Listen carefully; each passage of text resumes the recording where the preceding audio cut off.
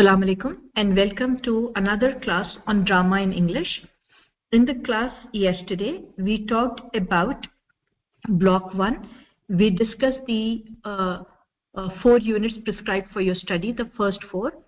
In the class yesterday, I also told you that there are 4 plays prescribed for you in this semester in the course Drama in English. The 4 plays that you have to read are King Lear, A Doll's House, A Streetcar Named Desire, and Lights Out. The 4 units that we discussed in the class yesterday are, as you can see on your screen, Origin and Development of English Drama. We looked at the life and works of William Shakespeare in Unit 2. Then we studied King Lear in Unit 3 and Unit 4. In the class today, we are going to take up Units 5 to 8. The titles of the units are there on your screens. Unit 5 is titled Introduction to Modern English Drama. Like in Block 1, in Block 2 we will study life and works of the dramatist. In this case it is Henrik Ibsen. And the Units 7 and 8 are devoted to a study of the prescribed play, A Doll's House. So these are the 4 units that we will be discussing in today's class. In the class yesterday, we looked at the origin and development of English drama. We talked about mystery plays, we talked about miracle plays, we talked about morality plays. We understood what is meant by interludes. We looked at the Elizabethan theatre. And when we were looking at the Elizabethan theatre, we also looked at the university wits. And then we straightaway jumped to the Restoration Age because, as I told you, we would talk more about Shakespeare and his contribution to Elizabethan theatre in a later unit. So from university wits, we jumped straight to the Restoration Age, where we talked about the Restoration drama and specifically about the comedy of manners and the heroic tragedy. We looked at both of these. We looked at 18th century drama. We talked about how there was sentimental comedy and anti-sentimental comedy, and how the major dramatists of this period are Sheridan and Goldsmith. We looked at the 3 different types of tragedies that were used during this century: the classical tragedy, the romantic tragedy, and the domestic tragedy. We looked at some examples of sentimental comedy and tried to understand its features. We also looked at the features of anti-sentimental comedy and some example plays. Then we looked at the Victorian age, who were the major dramatists of this age, what was their contribution. And then we also talked about 20th century drama. This is what we are going to discuss today also, because this is modern drama. This slide that you see on your screen now that we discussed in the class yesterday will also be used in our presentation today. In Unit 2, we looked at the life and works of Shakespeare. We looked at what Shakespearean tragedy is, what are its features. We looked at Shakespearean comedy and its features. We also had a quick glance at Shakespearean sonnets, though this is not a part of the course drama in English, but because we are talking about Shakespeare and his contribution, we also talked about sonnets here. Then in Units 3 and 4, we talked about King Lear. We quickly went through the plot of King Lear. We looked at the different characters. We looked at the roles of these characters. We also looked at the theme, what is the dramatic technique that was used by the author here, and other things. From here we move on to the discussion that we are going to take up in today's class. In today's class, as I told you, we are talking from Unit 5 to Unit 8. The title of Unit 5 is Introduction to Modern English Drama. Some of these points that you see on your screen now may be repeated in the slides that follow. In the slides that we will be looking at now, whenever we are talking about modern English drama or modern drama, you will find certain repetitions. You'll find Ibsen mentioned here, you'll find Shaw mentioned here, and you'll find them mentioned in another place. We are talking about realism in this slide. We'll be talking about realism in other slides also. Let us take a quick look at what we have on the screen so that we get a very quick understanding of modern English drama. Modern English drama is a late 19th century phenomena. It emerged during this time, and there was a lot of experimentation happening in English drama. The focus of the playwrights was on political commentary. Most of them wrote about or discussed or made the political situation a part of their plays. Ibsen, who is considered to be the father of modern drama, was also the person who introduced realism. The play prescribed for your study, A Doll's House, is a play written by Ibsen.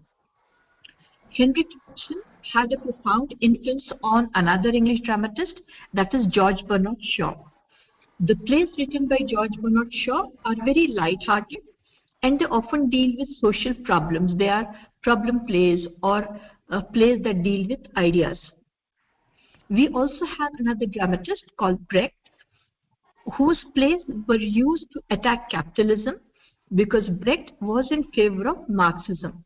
Somebody's mic is on, please mute. The realism that was proposed by Ibsen and very well used by several dramatists of this period was replaced gradually by playwrights like Beckett and Ionesco. Both Beckett and Ionesco, please mute, popularized the absurdist theatre. In the slides that follow, we will also talk about the theatre of the absurd.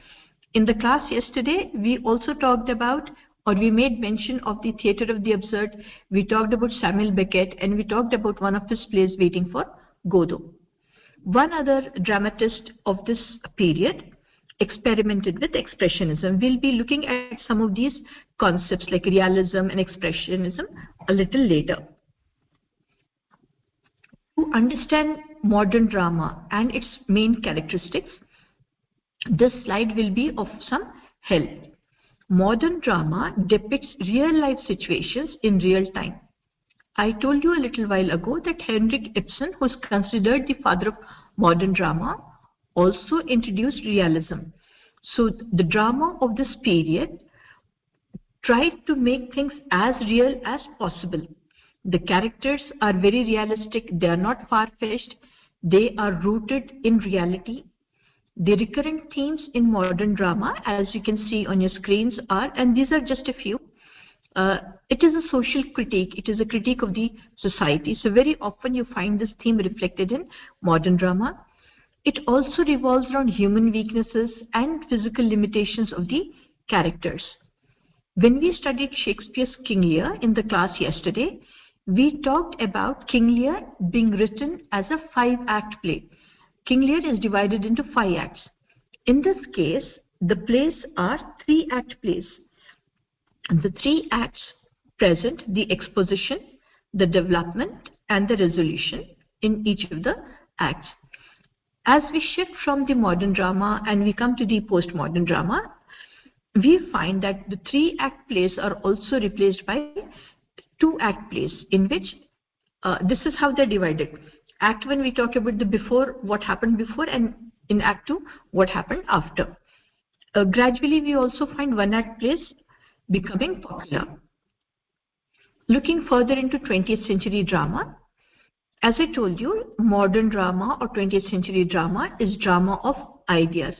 It is the mode that the playwright uses to express his ideas for social change, and the playwright feels that expressing these ideas, which could bring about social change, is much more important than depicting action on stage.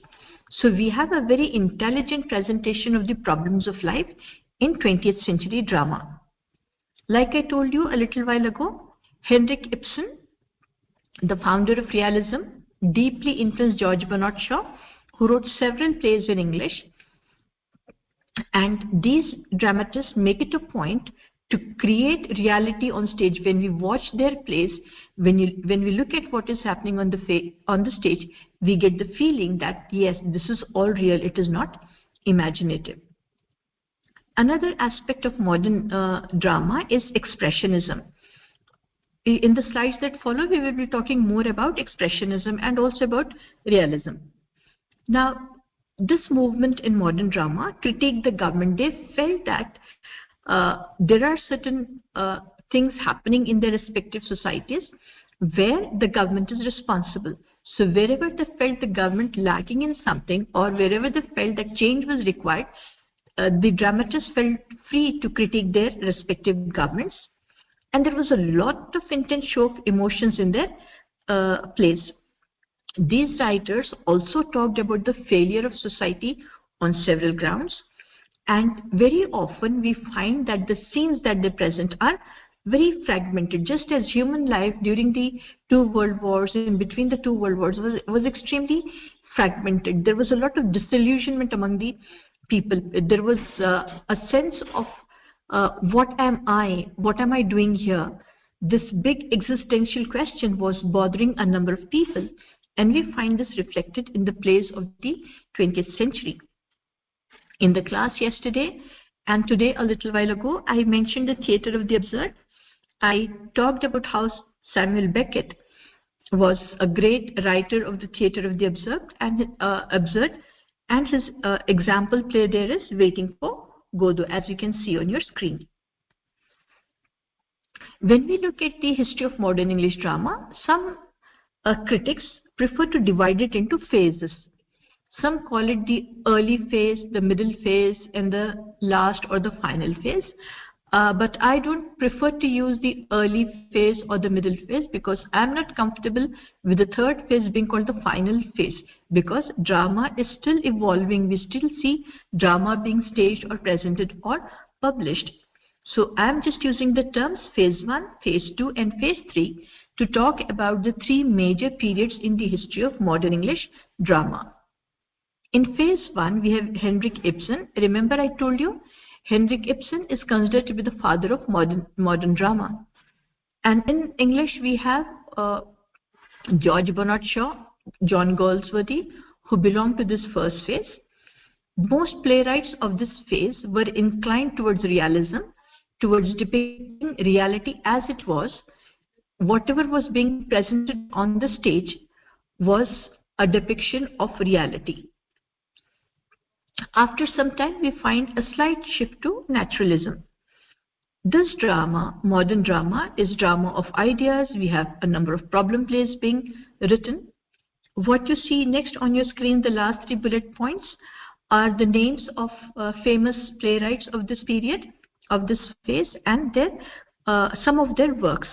Your SLM gives a complete list of the playwrights and their plays.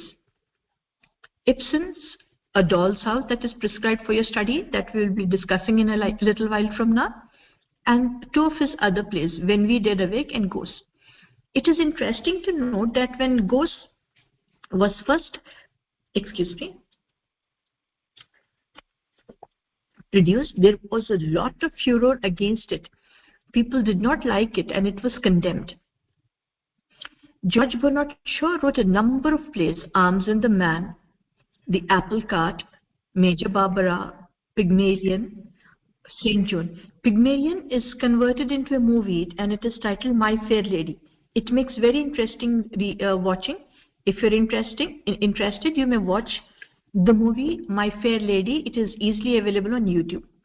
Then a play by Galsworthy that is presented here is The Silver Box. Then we move to the next phase, that is the phase 2. In phase 2, we have the Irish movement. The playwrights who popularized this were from Ireland, and we find a deep sense of nationalist spirit in their plays. The names that you see reflected contributed a lot to this phase. This was also the time when the Irish National Theatre was established in Dublin, Ireland. Because these things were happening around World War I, we find that the pessimism that is deeply felt during this period is reflected through the use of expressionism, surrealism, and Dadaism. As I told you a little while ago, we will be looking at these terms a little more carefully. There are 3 terms given on your screens: surrealism, expressionism, Dadaism. There is another movement, Impressionism. These are surrealism, expressionism, Dadaism. Yes. Please mute yourself. Are movements in visual arts and literature. Surrealism emerged as a reaction to the alleged destruction caused by rationalism, which culminated in World War II. That is, surrealism was an attempt to merge dream and reality, to unite the unconscious and the conscious realms. Two examples of surrealistic plays or surreal drama rooted in surrealism are Jean Genet's The Maid and Eugene Ionesco's The Chairs. In the slides that follow, we will be looking at one or two more examples. In 1924, André Breton published the Surrealist Manifesto, and he is considered to be the main spokesperson of the movement Surrealism. In Surrealism, we find that there is a startling juxtaposition of words which are not based on logic, but on the unconscious thought processes, because these artists felt that there should be a merging of the dream and the dream and reality, and in the unconscious realm. When we watch a dream, does the dream follow a sequence? It does not. We see it fragmented, and the same pattern is presented in surrealism. I mentioned André Breton a few seconds ago, how he was the chief spokesperson of surrealism. One point to remember about André Breton is that he was deeply influenced by Sigmund Freud. Sigmund Freud, if you remember from your first semester, is a very famous psychoanalyst.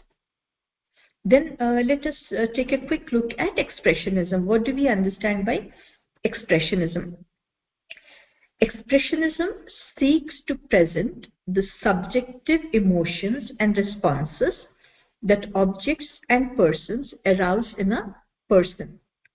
It does not seek to depict reality, so we find a shift away from realism. It is personal, and it is a spontaneous self-expression of emotions. The I, the subject, is more important in expressionism. This mode of art or literature was very popular between the two world wars, and Van Gogh's works are extremely rooted in expressionism.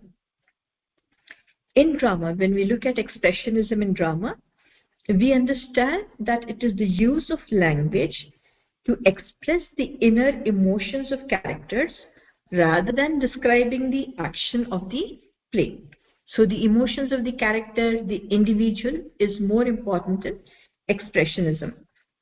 One example of expressionism, you will see more examples in the slides that follow.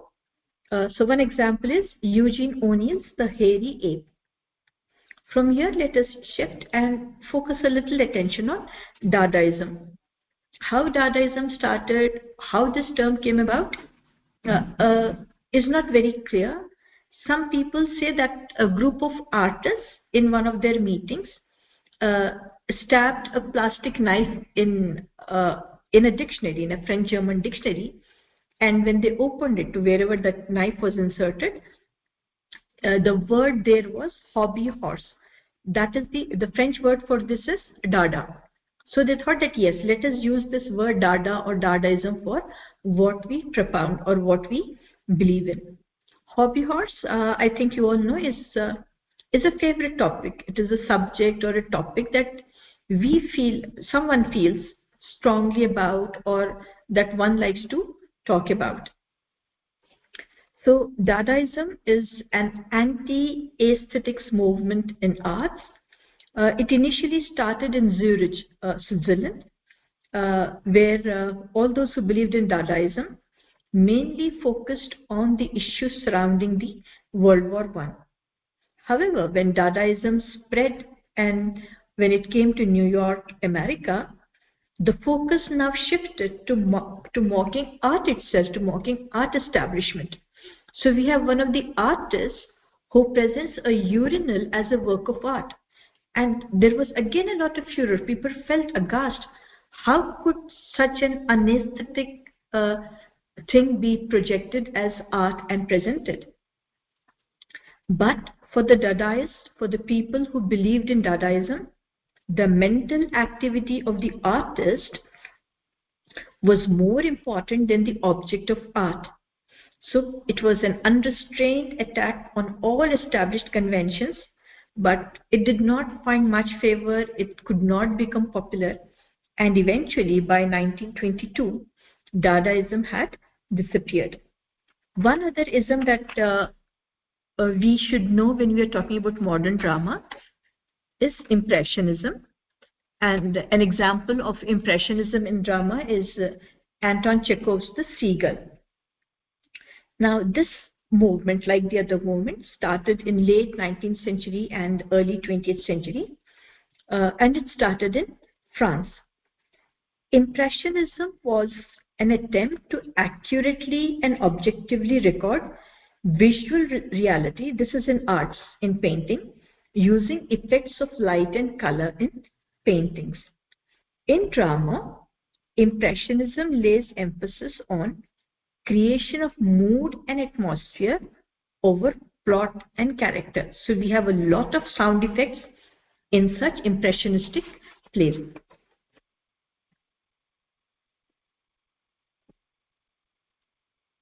When I was talking about surrealism, I gave you examples. Here are a few examples of surrealism. The Maid and the Chairs by Jean Genet and Eugene Ionesco respectively. For expressionism, I have used 3 examples.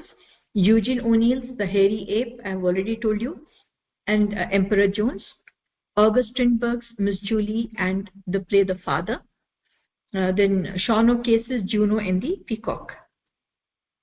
Then we move to phase 3. The famous playwrights of phase 3 are presented here on your screens. T.S. Eliot's Murder in the Cathedral and The Confidential Clerk, Christopher Fry's The Ladies Not for Burning, Bertolt Brecht's Mother Courage and Her Children, Samuel Beckett's Waiting for Godot, Jean Genet's Our Lady of the Flowers, and Eugene Ionesco, The Rhinoceros. The last listed play is extremely important. In this play, we find the protagonist and his friends, and the protagonist is surprised to find one after the other all his friends turning into rhinoceros. One after the other, one person turns into rhinoceros, the other also wants to become a rhinoceros, and one after the other they all end up becoming rhinoceros. But the protagonist himself feels that no, I don't want to be a rhinoceros, I will remain what I am. So we find this herd mentality in the people living in amongst us. What some one person does, everybody wants to imitate that person and become exactly like that. Even ideology, we find that one ideology is being proposed and everybody starts following that ideology without using our own inherent ability to think. From here we move to the unit 6, which is on the life and works of Henrik Ibsen. There are a few, 5 bullet points here. You can take a quick look at this and then we can move to the other unit. He was born in 1828 and died in 1906. He was a Norwegian by birth. He belonged to Norway, but he imposed exile on himself. And he lived in Italy and Germany for several years, decades in fact. Initially, he started his career as a theatre director, and later he started writing plays. As I told you a little while earlier, Henrik Ibsen is considered to be the father of modern prose drama, and he is also considered to be the father of realism. When we were studying Shakespeare, we looked at how drama was written in, it was not in first, except for a few passages where prose was used. Please mute yourselves. A few examples from the works of Henrik Ibsen are given in the last slide. Please mute yourself. The complete list of works by Henrik Ibsen is available in your self-learning material. Somebody please. One of you is afterwards. Please mute yourself. Ma'am is speaking to Hindi and Urdu and Arabic. Please, this is MA English class. Please quit and mute yourself. Yes. Please quit. No, ma'am. only for Please stop Hindi talking. and Urdu and Please stop Urdu. talking. Please stop talking. Please mute yourself. This is MA English class. If you're not a student of MA English class, please quit. Please leave the meeting room. Please mute your mic. A few plays by Henrik Ibsen are A Doll's House, An Enemy of the People, and The Wild Duck. Unit 7 and Unit 8, as I told you, deal with A Doll's House. The year of The Doll's House is 1879. Unit 7 is devoted to a study of the background, the plot, and the characters. As I told you in the class on King Lear, it is important that you read this play, The Doll's House, for a better understanding. By just hearing me talk or by just going through the SLM that is given to you will not be of much use. Reading the original play by the will you mute yourself? Please mute your mic.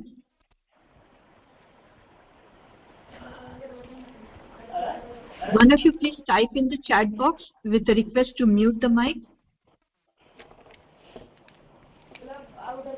Okay, in Unit 7 we are going to talk about A Doll's House, the background, the plot, and the characters. As I told you, this is a 3-act play, unlike Shakespeare's King Lear, which was a 5-act play as we discussed in the class yesterday. A Doll's House is set in a Norwegian town called Circa around Christmas time. One act talks about the day before Christmas. In Act 2, it is Christmas time, and in Act 3, it is the day after Christmas. So we are very closely into the Christmas season in this play. And this, as I told you, is a realistic prose drama. Coming to the plot. Doll's House depicts the life of the protagonist, Nora Helmer. It is becoming very disturbing with the background sound. When my presentation is on, I cannot mute yourself, mute the others. One of you please type in the chat box and request everybody to mute their mics. The background sound will affect the recording also. We are also wasting our time. Okay. I'm sorry. If there is sound from the student side, I won't be able to proceed. It gets very difficult, please. The background sound will affect the recording.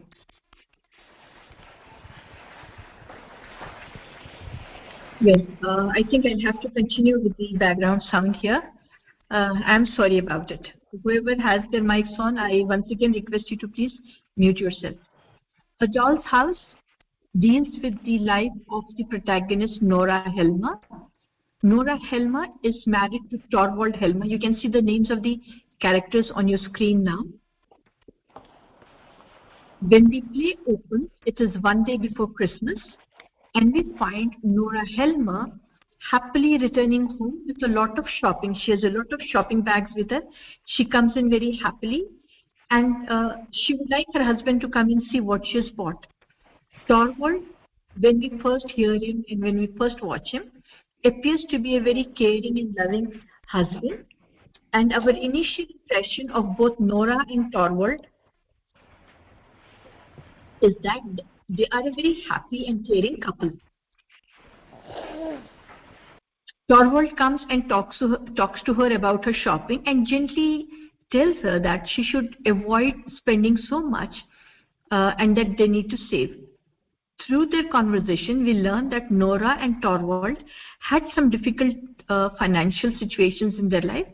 But now, because Torvald has got some promotion, he works in a bank and he has got some promotion. So there is some financial stability. But Torvald nevertheless tells Nora that she should be a little more frugal in her spending. As they are talking, we find other characters coming in. We have Dr. Rank, who is a good friend of both Nora and Torvald, come in. We have Krogstad. Krogstad works in the same bank as Torvald. He's in a lower position there. The story is like this. Nora needed some money to pay for her husband's illness. Her husband was very ill and they had to move to Italy for treatment. They had financial problems and they did not have enough money. So Nora wanted some money. What she did is she forged her father's signature. Her father was also sick. She forged her father's signature to borrow some money. And because she did this, she had to secretly work so that she could pay back the loan. Torvald does not know about the loan. He is under the impression that it has been given by his father-in-law. He does not know that there has been some deceit or some cheating by his own wife. But Krogstad knows all this. It is through him that Nora forged her father's signature and took the loan. So Krogstad starts blackmailing Nora. Torvald, who's now in higher position in the bank, does not want to continue with Krogstad. He wants to remove him. So when Krogstad learns that he will be removed from the job, he comes to Nora, tells her that she should make sure that her husband does not remove him from the job, and he has a threat. If he is removed, he will tell the husband about the forgery. Nora tries to convince Torvald to retain Krogstad, not to remove him from the job, but Torvald is not at all pleased with the working of Krogstad. He is considered an immoral person. Dr. Rank also considers him to be an immoral person. During the course of these events, we have Christine Lind, another character emerging on the screen. She is an old school friend of Nora. From their conversation, we learn that Christine also had a very difficult life. Initially, she was taking care of her old sick mother and her two younger brothers. Her mother is now dead. Her brothers are old enough to take care of themselves. But Christine is now alone. Her husband is dead and she has nobody to take care of her. Life has become very difficult for her. So she has come to Nora to seek her help through her husband. She wants Nora to request Torvald, the banker, to find Christine a job in the bank. Torvald comes on the scene. Nora tells him that Christine is her old friend, desperately in need of some job, and would Torvald help her. Torvald says she has come at a very good time and that yes, there is an opening in the bank and he will take her in. In the meantime, through the conversation where Dr. Rank is also involved, we notice that Dr. Rank has been ill for several days now, and his illness has now increased and he's terminally ill. He has inherited this illness from his father. His father was a good-for-nothing person. He was immoral. He spent time with a number of women, and because of this, he got some venereal disease, which we learn has been passed on to the son. Though Dr. Rank is an upright person, a very moral person, but he is now paying for the sins of his father. At one point in the play, Rank also confesses his love for Nora. But before that, we find that Torvald has removed Krogstad from the job in the bank. Krogstad comes to Nora very angry, blackmails her further, and his conditions are now more. He says now that not only should he be replaced in his job, but he should get a higher position. Otherwise, he will put all those papers before Torvald, and he will know that his wife has cheated on him by forging her father's signature. Nora is terribly depressed. She doesn't know what to do. She cannot tell her husband the truth, and the husband remains firm. He does not want to take back Krogstad.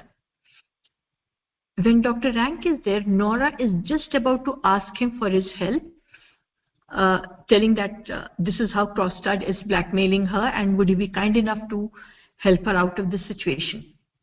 But before she can tell this to Dr. Rank, he tells her that his illness is now more serious and he may die any day. So he also makes use of this opportunity, because they're alone at the time, to tell Nora that he loves her. The moment he expresses his feelings of love for Nora, Nora now cannot tell Dr. Rank anything about Krogstad. She feels very vulnerable at this stage to tell him and take his help. We also have a small role of the nursemaid or the nanny. She takes care of Nora and Torvald's children. There is also a scene in the play where we find the children on stage and Nora taking good care of them, playing with them. So we find her in the role of a very good mother. In the opening scene, we found how Nora and Torvald are very loving, very caring, very faithful and loyal to one another. Now, as the story develops, we find that Nora has not been faithful to her husband. She has cheated him. There is an element of deceit in the relationship. She borrowed money without his knowledge. She lied to him. And she also committed the crime of forgery.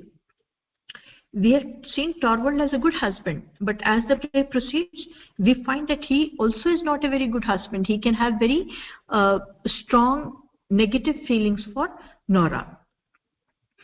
So now, this friend who appears on the scene, Christine, when she sees Krogstad, she immediately realizes that this is the same person with whom she was in love earlier.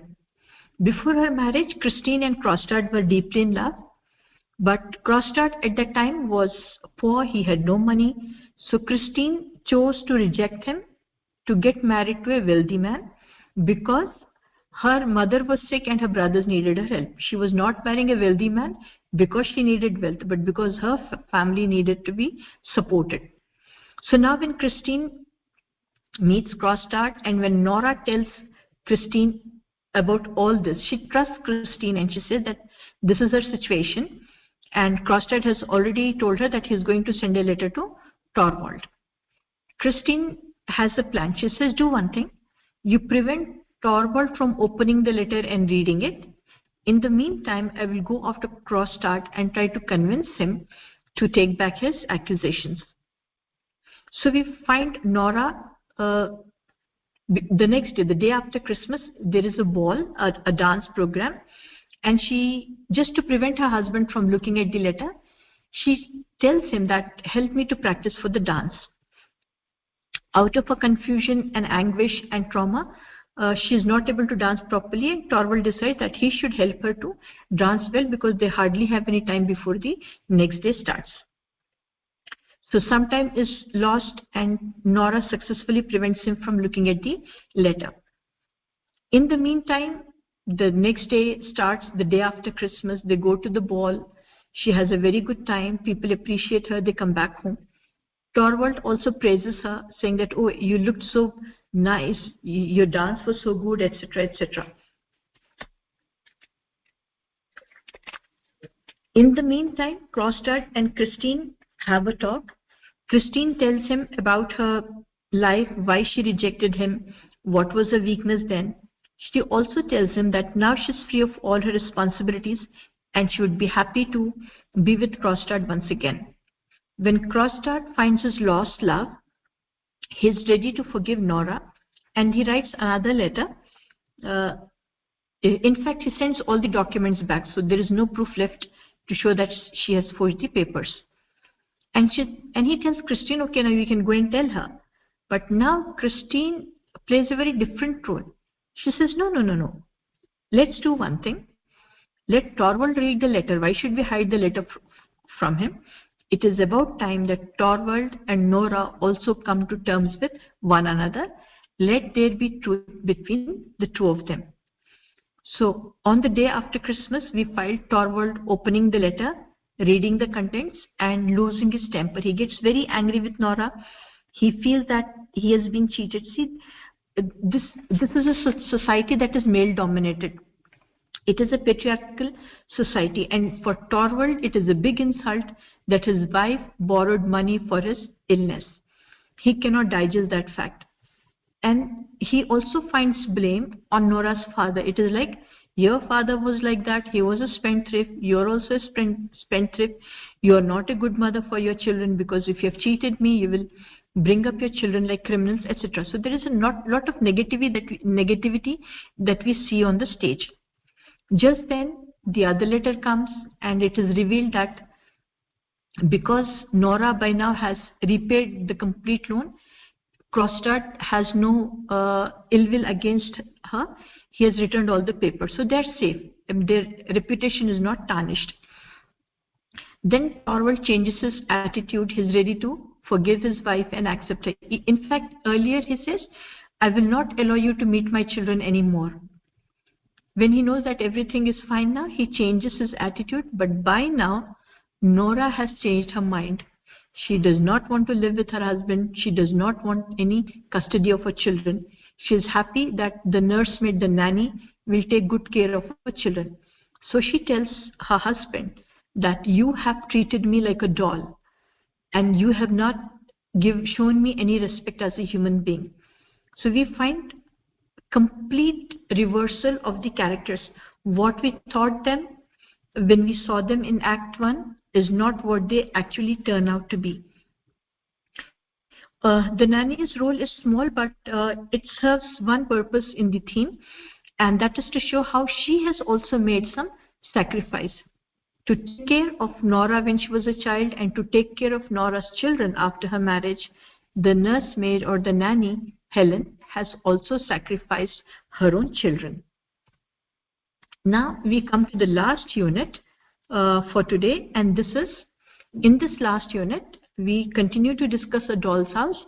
The main concentration will be on the theme or the different themes that are projected in the play. We'll also look at the different techniques that the author employs, and we'll try to attempt a critical appreciation.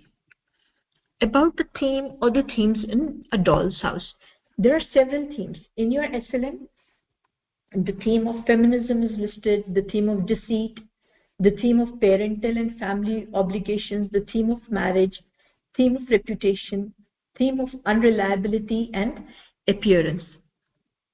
So if we were to look at these different themes under major heads, we would once say that a major theme in A Doll's House is the theme of the sacrificial role of women. All the women in this play have some sacrifices. They have sacrificed something for the sake of other men or for the sake of others, not for their own sake. Take, for example, the protagonist, Nora. There are so many sacrifices on her part. When her husband was ill, when they were going through financial crisis, she lived a very frugal life. She did not spend money. When her husband gets a better job, a better position in the bank, she goes out happily, makes some purchases for Christmas time. We also find Nora sacrificing care for her father to take care of her husband. Her father was sick, her husband was also sick. But as a devoted wife, she felt it is a duty to take care of her husband. And she stays behind looking after Torvald, her husband. There is another woman, other aspects of sacrifice. Because she took the loan and because she does not want to hurt her husband, Nora takes up jobs without his knowledge. So whatever money she earns, she uses it to pay off the loan. The other character in the play is Lind, Christine Lind. Christine Lind also has a number of sacrifices. Remember, I told you that her mother was sick, her mother was old and sick. She had younger brothers who needed to be taken care of. So she has sacrificed her whole life taking care of a sick mother and bringing up her two younger brothers. She was deeply in love with Krogstad, but she even sacrificed his love because she needed financial support to take care of her mother and brothers. Krogstad was not financially sound, so she decides to marry a wealthy man. After the death of her husband, she finds that she is all alone and that there is nobody to take care of her now. So we find sacrifices here again. About the nanny, I told you just a few moments ago that to take care of Nora, to take care of Nora's children, the nanny has sacrificed her own children. While she should be taking care of her children, she is here in Nora's house taking care of her children. So we find all the women characters in the play sacrificing their lives for the sake of others. This is one major theme. Another major theme revolves around the role of parents. What is the affiliation that one has within the family? What is the bond? In the case of Nora, as I told you, her father was sick, her husband was also sick, but she preferred to be with her husband rather than with her parent, rather than with her father. In the course of the play, there are several dialogues where Torvald talks about parentage. He feels that young people who become criminals have had mothers who were not good. So a bad mother makes criminals, is his opinion. There are also several dialogues in the play where we learn about what each character feels are the responsibilities of parents, and we also learn about what are the obligations of children towards their parents. For example, in the case of Christine Lind, as a child, as the daughter, she felt it her responsibility to take care of her mother. As a sister, she felt it her responsibility to take care of her brothers. About Nora, as I told you, there is a scene where we find her as a very good, loving and caring mother. So she is also a very devoted mother.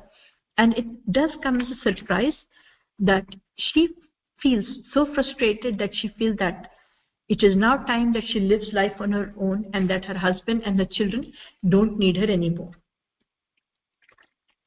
Excuse me. We also have the relationship between Dr. Rank and his father.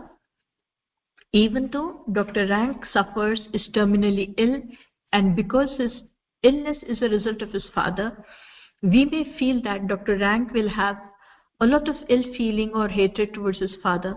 But he seems to understand that though his father lived an immoral life, we don't find him using any harsh language against his father.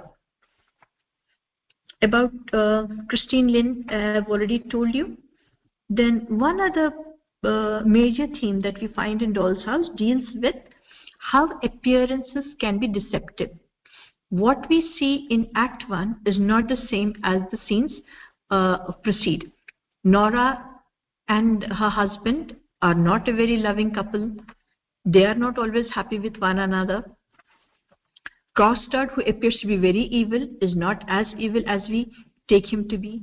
We think Dr. Rank is a highly respectable person, a very good family friend of the Helmers, but when the husband is not around, he has expressed his love to Nora, which again is not a very good thing to do in a respectable society. There are various situations in the play where we find that situations have been misunderstood by the different characters. Then we also have the gender roles. It is a patriarchal society that is depicted. Torvald, the head of the family, does not want the wife to do anything for him. He does not want to be dependent on his wife. But then he's really not a very supportive husband. He does not provide her emotional support when she needs it. So we find a lot of vulnerability of the women. See, if Torvald had been a very supportive husband, Nora would have told him that I am borrowing money from my father. Because she knows he doesn't like it, she has to resort to all these deceitful activities. Again, if Torvald had trusted his wife enough, she could have confided in him and told him that I have taken a loan, I need to repay it. For that, I need to work. Now, everything has to be kept secret because the husband is not as supportive as he's supposed to be. And we find many such situations in the novel. In the end also, when Torvald gets very angry with Nora, we might find that it is not a big deal. This is something that happened earlier. And if she has done something wrong, it was for the betterment of the family. It was to take care of Torvald. But he does not look at it from that perspective. It is a play. In a play, the mask has an important role. And here we find different characters wearing different masks as part of the deception. That is also an important theme in the play. Another major theme that we find in this play is the theme of marriage. Nora and Torvald as a married couple. We also see Dr. Rank expressing his love to a married woman. We have Krogstad and Christine, who were in love earlier but who could not marry. So the theme of marriage is also quite carefully developed in the course of the play. In the course of the play, there are several characters. We have already looked at the different characters. No one character can be called as the mouthpiece of Ibsen. Every character speaks as an individual character. So there is no such bias in the author, in the playwright, and no character in the play is used as a mouthpiece. The point of view that we find depicted is the point of view of the individual characters, and we learn to appreciate them at their own individual level.